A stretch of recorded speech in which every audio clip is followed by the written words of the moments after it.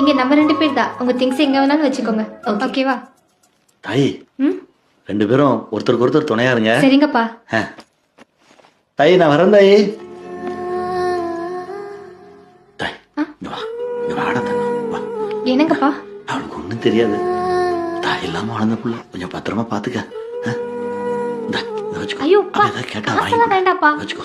இல்ல வேண்டாப்பா. புள்ளைய நான் பிரிஞ்சதே இல்லம்மா. நான் பாத்துக்கிறேன்ப்பா. அவனை பத்திரமா பாத்துக்கோ. சரிப்பா. தாய் நான் கிளம்பட்டுமா?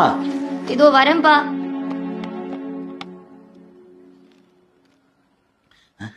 சரி நான் போயிட்டு வரேன்.